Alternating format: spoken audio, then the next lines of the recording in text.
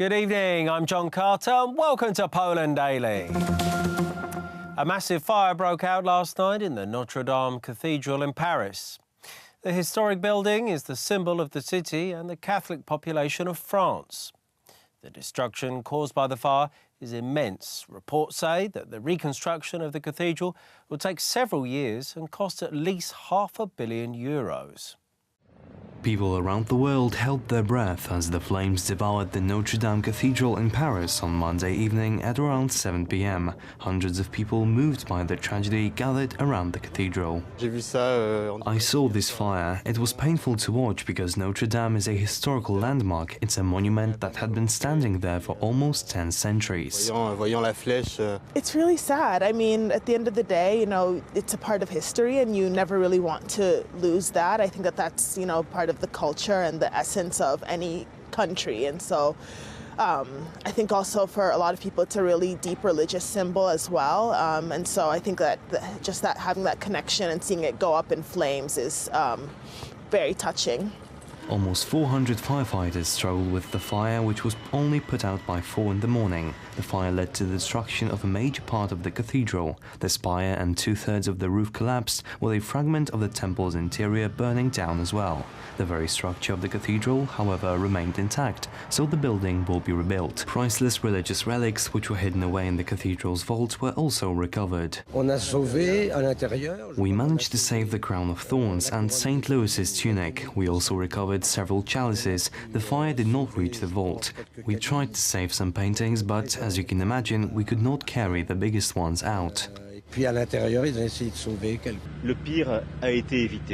worst has been avoided, even if the battle has not been totally won yet. The next few hours will be difficult, but thanks to the courage of the firefighters, the facade and main towers have not collapsed. So tonight, above all, my thoughts go out to the Catholics in France and all over the world, especially during this Holy Week. I know how they feel and we are with them. My thoughts also go out to all the people of Paris. Notre Dame is their cathedral and more. The Paris prosecutor's office said it had launched an inquiry into the fire. Several police sources said that they were, for now, working on the assumption that it was an accident. The Polish Deputy PM and Minister of Culture, Piotr Gliński, visited Los Angeles to attend the premiere of a documentary about Poland entitled Poland, the Royal Tour. The film is produced by a prominent journalist, Peter Greenberg, and the narrator was the Prime Minister of Poland, Mateusz Morawiecki. Małgorzata Schulz has more. Today is a great evening for the Polish diaspora and for the whole of Hollywood. Here in Los Angeles was a premiere of the documentary about Poland entitled Poland, the Royal Tour. The host of the project is the Polish Prime Minister Mateusz Morawiecki.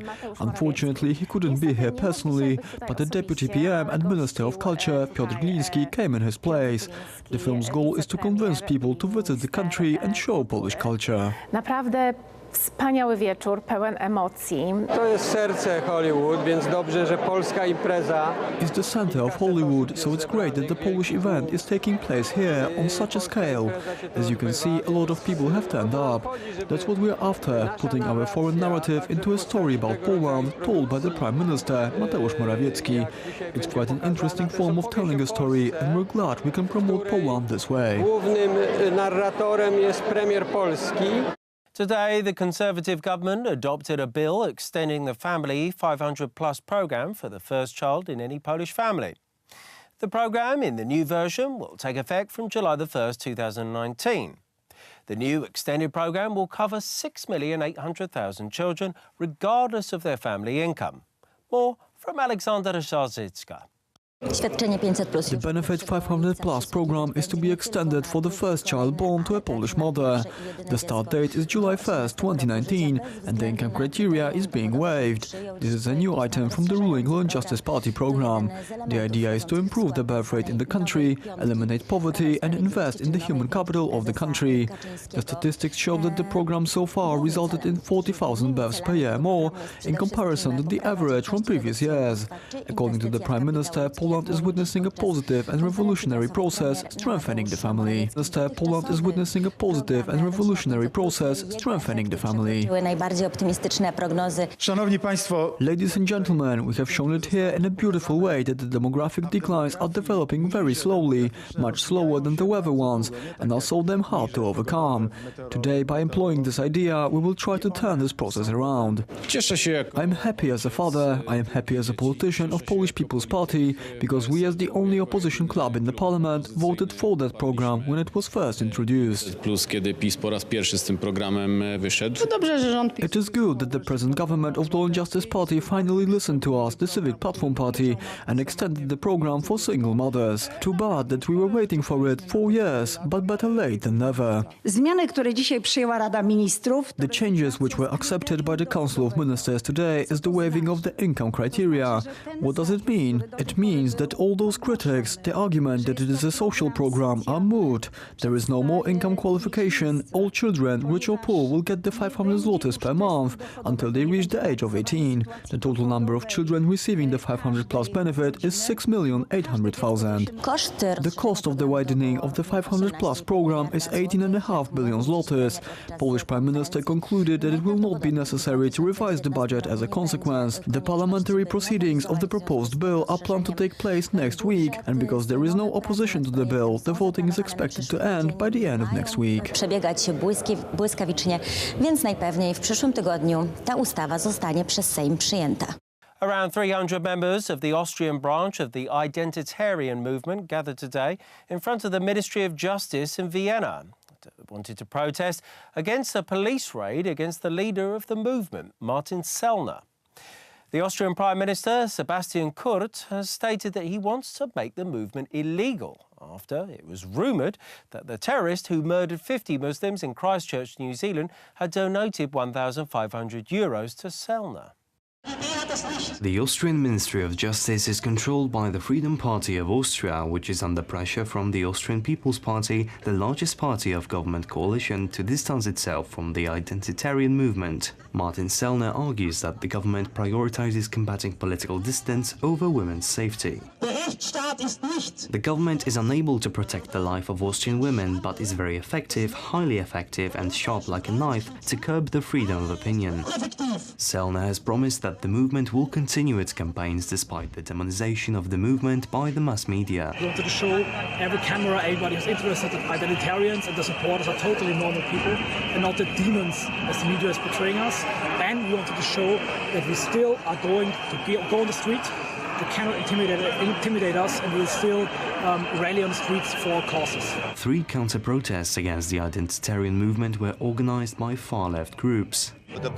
Sometimes we overlook the fact that some very right-wing forces are undermining certain political parties, politics in general, and even society as a whole, so we have to start activities to fight today's fascism.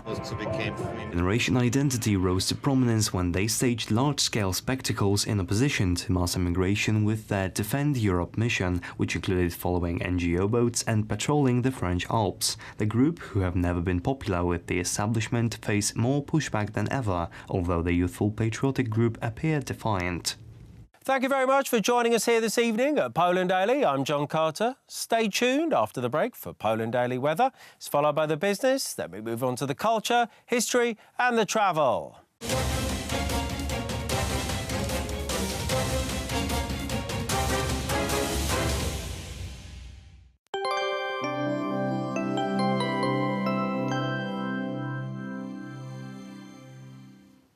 Good evening, I'm Paulina Otterstein and welcome to Poland Daily Weather. Let's start with tonight. The temperatures will vary from 2 degrees in the area of Olsztyn up to 4 degrees in Rzeszów, Krakow, also Warsaw and Łódź. We'll be seeing 4 degrees tonight. Showers will be appearing in Łódź, also in the lower regions around Rzeszów, Krakow, and the rest should be dry tonight. Now let's see what will happen tomorrow. So nice and sunny in many parts of the country. Showers will be appearing in the eastern parts, also around Olsztyn with 10 degrees Celsius, also 10 degrees in Białystok, the minimum of 9 in Gdańsk, also in Lublin, and the maximum will be 13 degrees tomorrow in the area of Krakow, Katowice, also in Lower Silesia, and that will be the most sunny place together with Gdańsk and Bydgoszcz. This is all for tonight. Thank you and see you soon.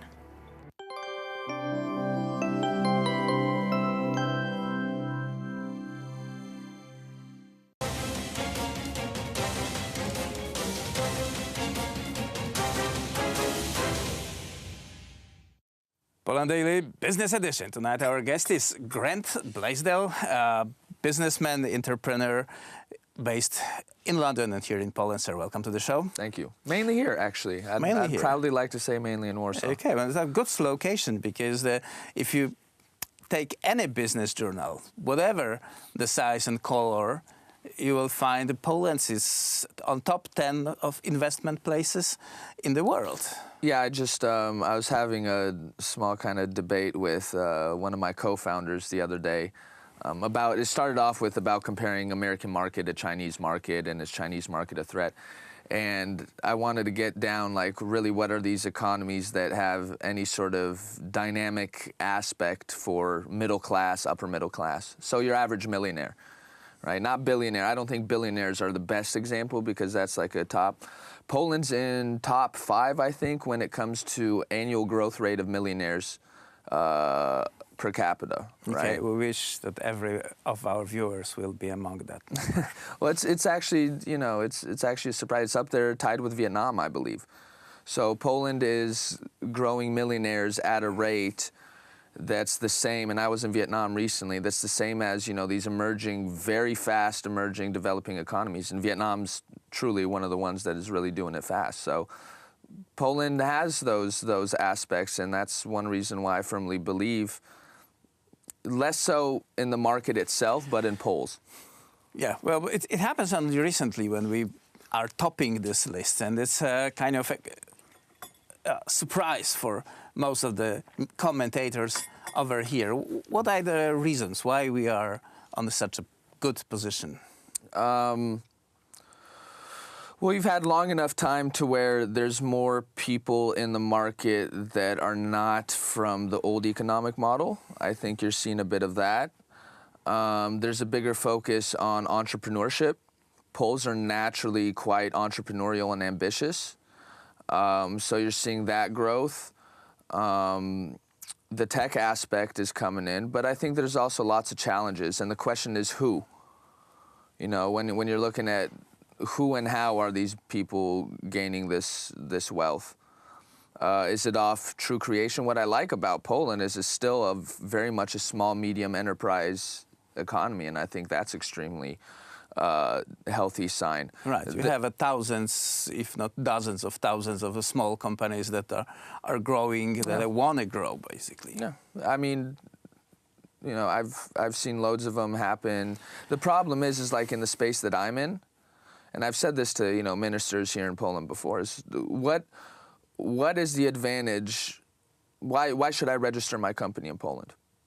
You mentioned the guys in Brooklyn with the. Yeah, that was the story about the grass cutting machine that are being produced in Poland, sold in the United States, and by creating their first establishment or company in the United States, the guys choose Brooklyn, New York. Well, but then they went to the farmer meeting somewhere in the Kentucky, and those farmers basically laughed when they saw that grass cutting machines made in Brooklyn. But you know what I pulled out of that, though? What I pulled out of that story is you had 2 guys who are in Poland producing something in Poland, but they registered the company in the United States. Right. Which gives them their company is worth so much more just for that fact. Right, so these are some of the elements that, the Polish market is growing, but are we changing the framework and the playing field for people like myself or for ambitious entrepreneurs here on this market? Are we creating a good enough environment for them? Right, well, Poland is in the European Union. This is 500 customers. We what the recent governments are doing is to change the economy to the export base, and roughly 50% of our GDP is export right now. Oh yeah, but export is one thing, but I have not yet met an entrepreneur in Poland who has had any sort of pleasant experience as far as growing the company here, registering the company here. The rules that exist for entrepreneurs and the companies here is not where it should be. And if Poland would change that approach, it could be more in the fields of how Singapore's and those entities have, even though they're not big economies, have been able to build a new set of wealth there. Right. So the digitization of companies, of administration, the moving most of the procedures to the cyberspace to make them smoother? I mean, I know governments well enough to know that that's not going to be an easy thing to do. You have, a massive bureaucracy and incentive-based.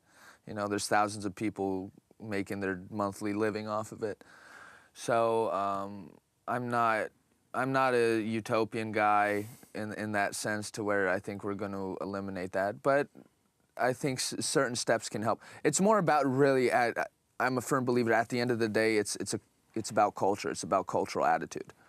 We were talking a bit about the U.S. earlier and stuff, why U.S. entrepreneurs can do what they do outside of market size, et cetera. It's culture and attitude. And if you have a cultural approach to the market and to economics and entrepreneurs like that, you change the government approach. Well, music to my ears, because I've heard many times from the various venture capitalists that the idea you present is quite nice, but if it was real, Americans would have done it long time ago. Are these Polish venture capital? Yep. They're not. Most of them aren't real venture capital. That's the other thing. They don't have the culture, right? They'll, I mentioned on it when we were talking earlier is kind of these differences in markets, and why, for example, why Polish startups, quote unquote Polish startups, I don't think have been as successful globally as they should, even over little countries like Estonia or what Sweden's been able to do. Israel. Is because of how the investors are here and approach things here, which is take your leg right away so that if you want to run around the globe, you got to hop on one leg. Yeah. That's kind of the attitude around it. So I don't feel most VCs in Europe generally have the cultural approach necessary to build kind of a high, fast-growing tech company. Right. But anyway, well, we started from this scores that are putting Poland on the top of the list of the best investment in Poland. And, well, I wish personally that trend to continue. So what should we look for in order not to break that? What are those investments? Do you know how those investments are divvied? Because in my space, more of those investors from the West are looking at Lithuania and Estonia as opposed to Poland. Because of the rules and the easy command with... Well, also, here's a very big thing, PR. Poland is not very good at PR internationally. That's true. So we don't really know how to sell ourselves. And this relates, it's cultural. It relates back to the entrepreneurs. One of the biggest thing I've seen differences between, like an American entrepreneur, Polish one is, the investor will say, okay, tell me about yourself. And Jan will talk about what college he went to and that's it. Or who he worked for and that's it. But that has nothing to do with who he is. Right.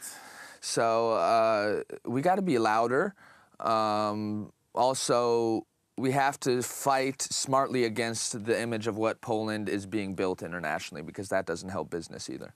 Right. Well, that's the place where we are doing that on a daily basis. Maybe with a little success right now, but we are persistent. Thank you very much. Thanks for having me. Grant Blaisdell was our guest tonight, and that was it for Poland Daily Business.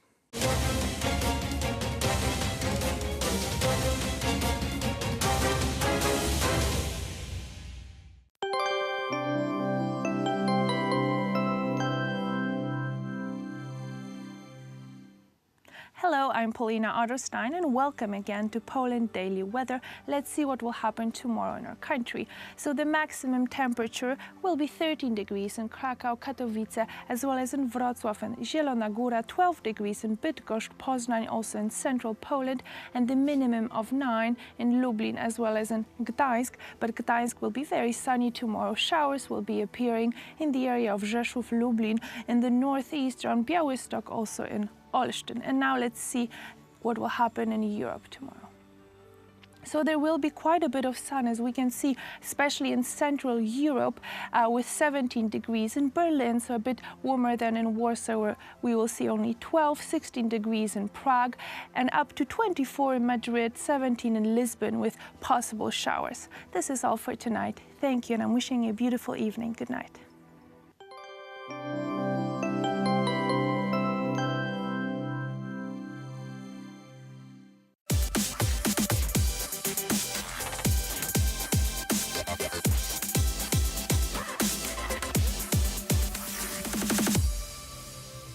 The history of Krakow's Obwarzanki dates back to the Middle Ages.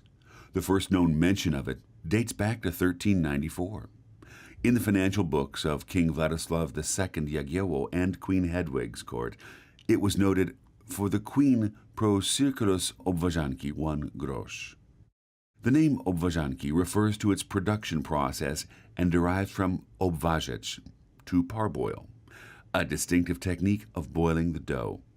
The Latin name, circulius and cicinellos, refer in turn to the obwarzanek's round shape.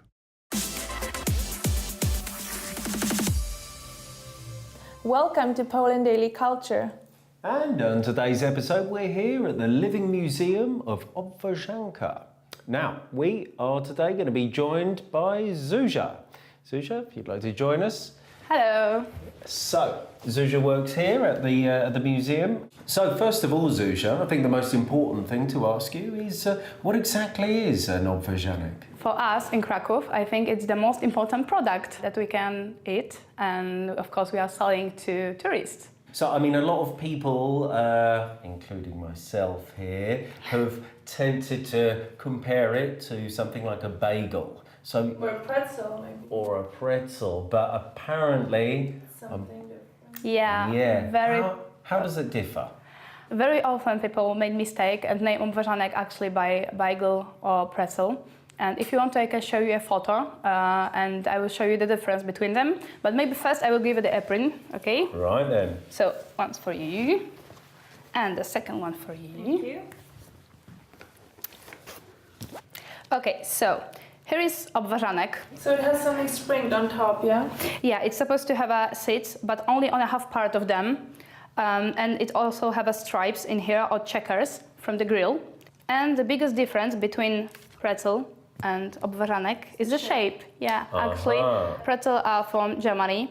It's from the pretty same dough as obwarzanek, but it's always with salt on top. And obwarzanek can have 5 different seeds. But maybe I'm gonna tell you about this later. Does that make it slightly healthier than a pretzel then, because it doesn't have the salt, or? You know, I of course have to say that, yeah. Correct answer, yeah. Yeah, so the biggest difference is shape and the taste, of course, because it tastes different. And what is really important, our obwarzanek is fresh only 1 day. Oh, so you can't eat it the next day? Of course, you can try, but it will be hard, I think, so because it's gonna be stiff. And the third one product is bagel. It's same around the shape as obwarzanek, but you don't have to parboil it as obwarzanek, but you have to boiling that like 2 or 3 minutes. So yeah, but it's just the soft bread that you're always supposed to eat it sweet, and a Jewish product that some historians think that was invented in Krakow. All right, so now we've sort of cleared up exactly what an obwarzanek is. Maybe you could tell us a little something about the place then. So this is the Living Museum of Obwarzanki. Yeah. So how and when did it begin? 1 year ago, 2 amazing people have a great idea to show the people how to create obwarzanek and many important things, because people really don't know anything about obwarzanek and about the history of Krakow and the place where we are here. And the best way to do it is just to enjoy it on a workshop. When did Obwarzanek more or less appear in Polish history? In the Middle Ages, yeah, because we can be sure that Obwarzanki have more than 600 years, but actually we don't know precisely how old. So it's almost sort of been around for so long that nobody can really remember when it all began and how it just became kind of ubiquitous. It was everywhere. We can be sure that Obwarzanki are in Krakow more than 624 years, and that's thanks for Queen Edwiga and her husband King Jagiełło, because they had a financial books. And in one of this book from 1394, we can find this sentence. It's for Her Majesty Queen, pro circulis Obwarzanki 1 grosz. And it just means that Queen Edwiga bought Obwarzanki, that's all. But thanks for that, we can be sure that Obwarzanki are in Krakow more than 600 years. Wow. And for the very reasonable price of 1 grosz. 1 grosz, yeah. It got a bit more expensive over the years. Yeah, right. Yeah. For non-Polish viewers, 1 grosz probably amount to... less than 1 cent. Much less, yeah. Yeah. All right then, so I think now we have the sort of background to the food, we have the background to the place. Shall we start? I think we should. Of course. Yeah. All right then, so I think we're about ready to get started with making the Obwarzanek. So let's see what this involves. Yeah, of course, and we need our products. Indeed. But first, I think we need to change. Let's do it. Obwarzanki is traditionally produced by bakers. At first, they were baked only during Lent. In the 13th century, the Bakers' Guild was created in Krakow. Back then, the Obwarzanki could only be made inside the city walls by specific bakers who were allowed to sell them in the bakery stalls around Sukiennica on the main market. The production and selling of the Obwarzanki was carefully monitored by the members of the guild back then, but it's likely that from the mid-19th century, any baker could make them. Up until the 1950s, the Obwarzanki were sold from linen-lined wicker baskets. So now we're back and ready to go. Okay then, Susa, what do we have here then? It's looking like a very kind of white and beige-based ingredient so far. Yeah, actually we have 6 ingredients if you want to prepare dough for Obwarzanki. So the first one and the most important, flour, sugar, salt, water, some kind of fat, because we don't precise it, every bakery can decide it, and the most important one, yeast. Yeast, okay. Yeah, then. because so that it grows nicely. Yeah, and it's also connected with the name of Obwarzanek. Our dough is raising and we want to stop it. So before we put it into the oven, we need to put our Obwarzanek to the hot boiling water to parboil, and word parboil in Polish, it's obwarzać. So yeah, from it we have a word Obwarzanek. Magic. Let's get started. Please. Yeah, okay. Go for it, John. How much flour do I mixing. need? You're the mixer. Everything. Right. So we need all of it in. Okay. Okay, so this is the sugar. Yeah, really great. So I'm surprised how little sugar you use. Salt, yeast, fat first. Normal It doesn't really oil. smell of anything. Yeah, it's oil. So. Okay. And some nuts, water. all of it, okay? Like Half? Yeah, I think. Okay, should I start mixing? Yeah. A little bit more, maybe. There we go.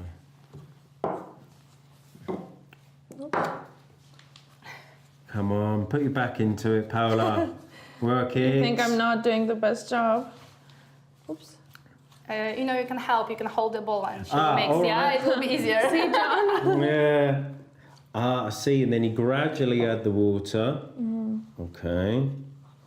And so how long does this process last of kind of mixing and stirring? You know, because this is a traditional way. Now we have a big machine to do it in a bakery, and this machine, But we like the traditional way. So you don't spend your day just stirring because flour and water, right? Okay. Okay, I think I need some more, please. Yeah. All right then. But you see, I can imagine maybe 100 or so years ago, people were using this method. All right then. And how, is this just gonna? We're trying to get a kind of dough Yeah. from this. Should I do it with my hands? No. Just like this. Yeah, but maybe it will be easier if you're gonna use your both hands and more mixing, not. Okay. So maybe you mean like this? Yeah. Oh yeah, there you go. Really great. Come on, Paula. What that? What a great experience. Okay. So I'm confused. Is this okay? Yeah, it's really great. Yeah, I think he's getting there. Yeah. Okay. It's moving in the right direction. Okay. Okay, so I've nearly got all the flour kind of soaked into the dough. Okay. Yeah, and as you know already, it's a yeast dough, and yeast dough needs some time to raise. Some heat. Do you have a sort of particularly special oven that does this, or is it just your kind of standard oven? No, you just have to put it on a table or somewhere in a bowl and give it some time to raise. It doesn't go in the oven? No, not now. It's just the normal temperature. Magic. All right. Okay, so it's raising pretty fast. So yeah. So now I will take it to the bakery, give it some time to raise, and I will be back to you. Okay, great. All right, fantastic. So we nearly have ourselves an Obwarzanki. Yay. The Obwarzanki has been awarded the status of protected geographical indication. In 2010, the European Commission recognized that the round and platted snack as a part of the culinary heritage of Krakow, as well as the tradition of the city. The certificate strictly determines the weight, shape, and production process of the Obwarzanki, and it can only be given to the bakers from the city of Krakow or the counties of Krakow and Wieliczka.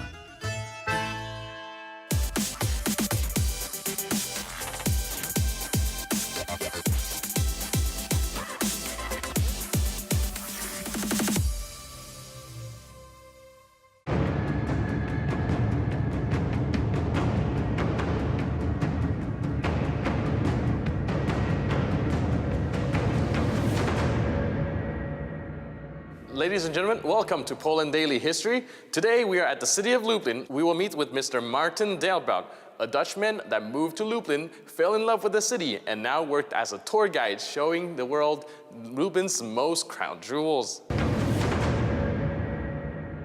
We are in this very special room with all the exhibitions, artifacts, paintings, medieval weapon, but what I noticed is there's also a wooden table in the center of the room, and I was wondering if there are any significance to this particular table that is situated here. This table is a very interesting table. It's a very old table, and it is related to the devil. The devil? The devil. All right. So we have an amazing legend here in Lublin, and it dates back till 1578.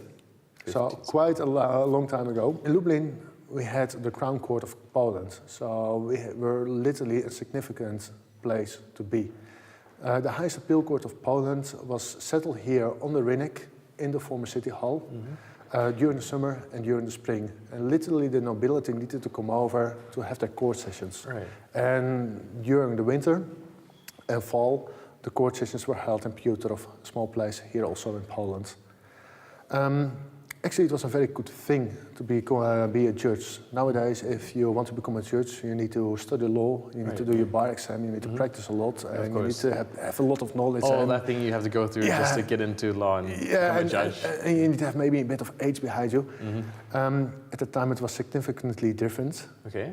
You needed to be corrupt. So that's a prerequisite. Yeah, so literally if you were corrupt, you were in, you were fit for the job. Of course, you need to have a noble background or you need to be part of the clergy, definitely, but corruption was the key. All right. And we have an amazing legend here in Lublin, what underlines literally the corruption. All right. There was a widow, and she was actually doing well. She was living a little bit outside of Lublin. She had a farm, and she had a couple of kids, and life was good, nothing special. Sure. But one day the local nobleman figured out that that farm was making a bit of money and he wanted to add it at his portfolio. So he sent a couple of servants over and they simply asked the lady from, hey, our nobleman wants to buy your property, do you want to sell it off? And they made even an offer, but the bid was low.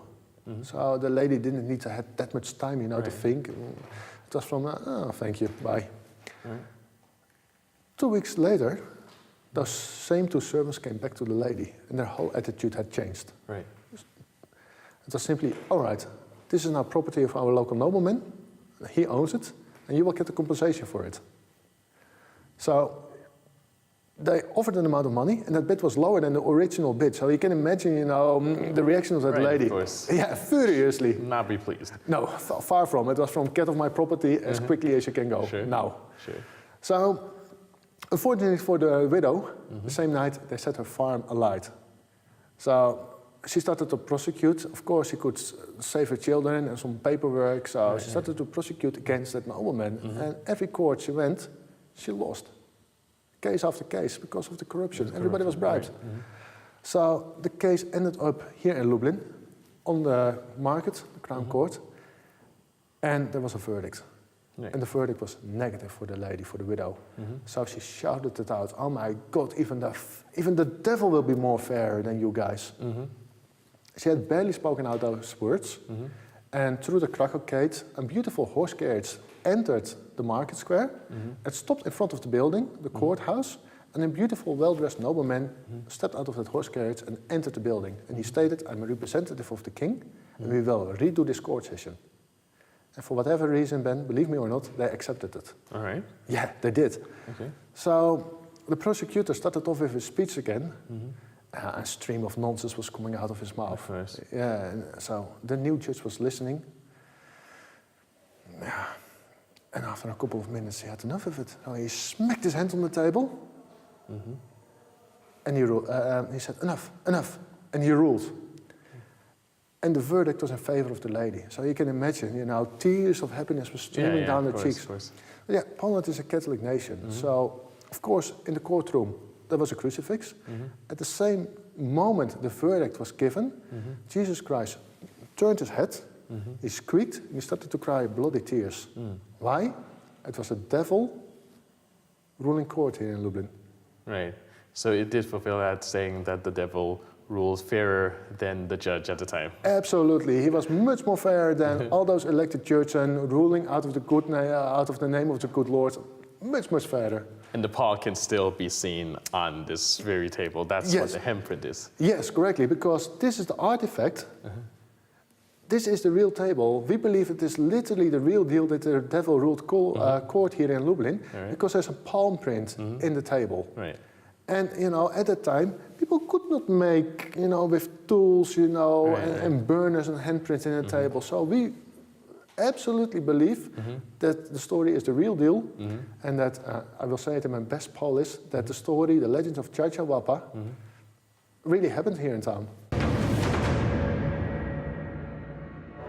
The Crown Tribunal was instituted in 1578 when King Stefan Batory agreed to step down from his function as the supreme judge in matters relating to the nobility. Instead, the Polish nobility would in the future settle their disputes in court in either Lublin or Piotrków Trybunalski. Next up, we will ask Mr. Dalebout about the importance of the Crown Tribunal for Lublin as a city.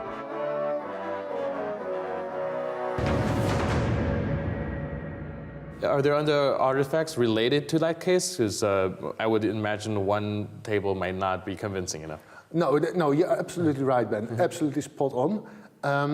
The story continues. Right. The next day, you can imagine those judges needed to come back to work. And they couldn't enter the building. At that time, the courthouse had steep stairs. And when they tried to climb up the stairs, they were falling down, breaking arms and legs and all that kind of stuff. So, not that nice. Right. So, the clergy, the priests, took out the crucifix out of the courtroom. They carried it around town in procession, and the spell was broken.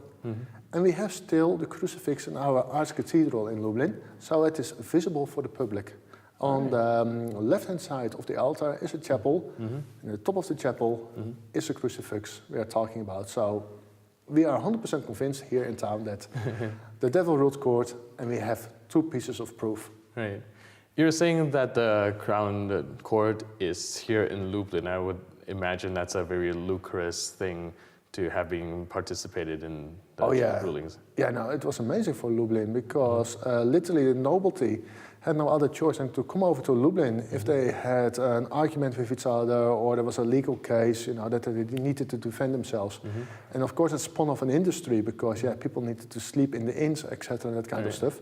But it was also actually very interesting because it was an historical Tinder. Tinder? Like a matchmaking thing? Yeah, absolutely, because the crème de la crème of Poland, the high society, needed to come over to Lublin. Right. So if you were looking for a nice husband or a nice lady, and especially the parents were arranging that, yeah, you went in your horse carriage to Lublin.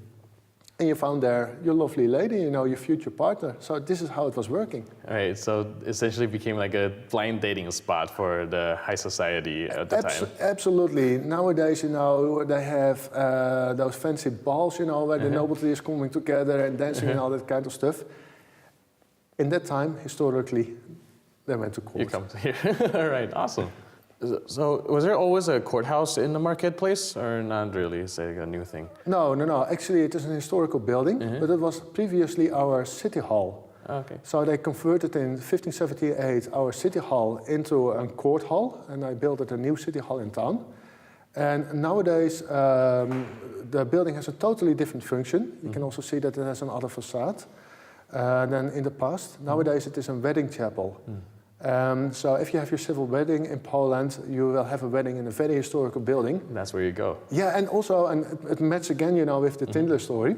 Right. And also the cool thing is, it is literally for some civil servants their office. So can you imagine that you have the privilege to work in such a beautiful historical building? As we can see, Lublin is one of the oldest cities filled with historical monuments, but the beating heart of the city, the Lublin Castle, is right behind me. The castle was a prison for over a century when Poland was under occupation, but today it serves a positive purpose of being the city's main museum. I'm your host, Benjamin Lee. I'll see you next time on Poland Daily History.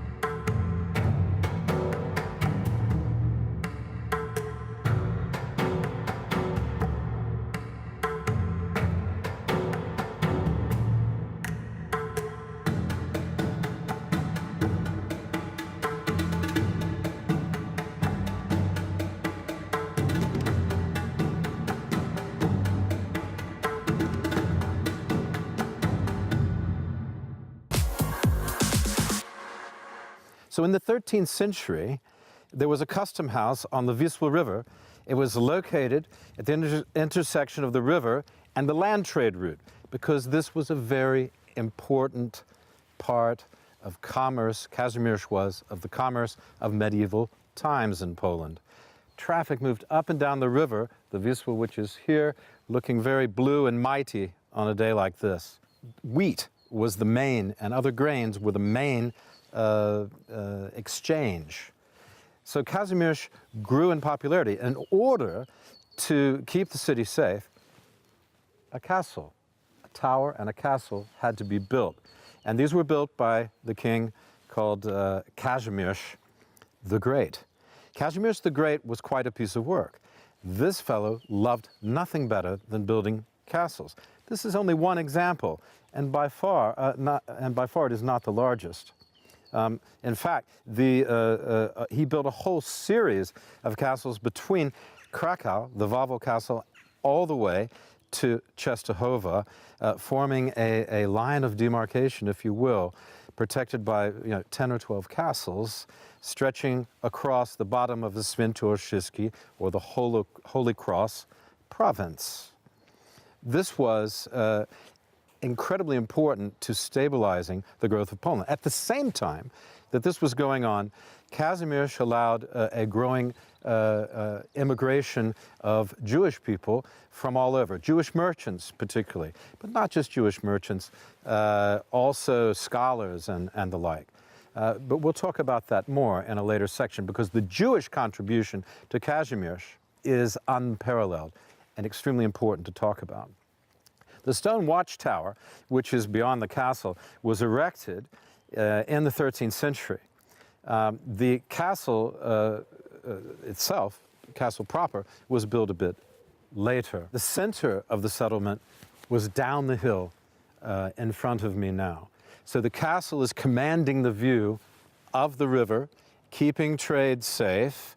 It would be very difficult to take this castle at this time. So at the beginning of the 14th century, with the castle securing the power of the area and protecting the routes, you have the growing market. The entire area of the town and the market you saw in a previous episode, and we'll go back to it and see some more of it, began to expand. And it expanded along the river to where the granaries are. It expanded the other way along the river, and there were crossings with small boats that went across, carrying animals, food, grain, people, whatever needed to go across. The people of Kazimierz Dolny were basically engaged in farming and making beer, and they were building, creating buildings, so you had masons and everybody necessary for that. So this gives you some feeling for what the city was like. It was a growing center of grain export all around Europe and up and down the Wisła, to Krakow that way, to Gdansk, several hundred kilometers to the north. And in order to secure that, the king, Kazimierz, for whom the place is named, had to build this castle behind us, which is a fine example of a 1300s castle, 1300s. Okay, so let's go up and have a closer look at the castle now. Why not? We're here. Come on, let's go.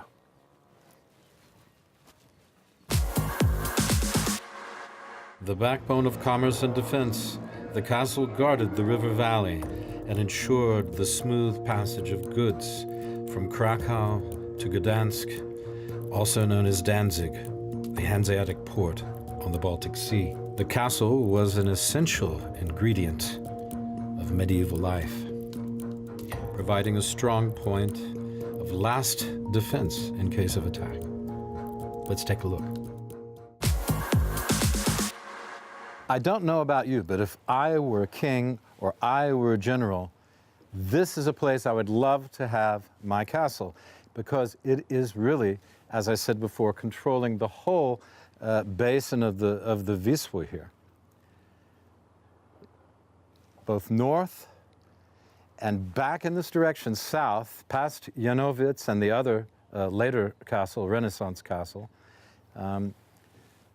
you have the prime position. Now, if you look behind me and you see this castle keep, this tower here, this was the first building that I alluded to before, built in the 1300s. This is a later construction that we're in now. The castle is a much later construction, 100 years or so, and then gradually modified until it was destroyed in the let's say the mid-1600s by the Swedish invasion, which is known as the potop to Poles, and is in English called the deluge. So the Swedish swept through Poland, and even strong points like this, could not resist. And the wheat trade was then destroyed at that point in the mid-1600s. So the beginning, right here, we can see the beginning of the trade in Kazimierz started with this castle keep, organized by Kazimierz the Great. Kazimierz Wielki, that's his name. He's a very important man. If you read about nothing else, read about him if you understand the origins of real Polish power that led to the establishment of the Polish-Lithuanian kingdom later. The real foundations are here, creating and protecting the Polish state. And also commerce. At one time, there were 60, 70 grain silos, big brick, large buildings containing grain, operating all along this riverfront, right under the watchful eyes of the castle keep and the castle itself here. So you can't get much more strategic than this. Kazimierz always knew where to put, he would always find a good promontory to put his castles. And he kept Poland safe and allowed it to grow for several hundred years after his passing. And well, there we are. Let's take a walk around and look at some of the images from the castle, okay? Let's do that now. Poland Daily. Stay with us for the next exciting part of our visit to Kazimierz Dolny, one of the most beautiful cities, not only in Poland, we say villages, not only in Poland, but in Europe itself. Okay, stick with us.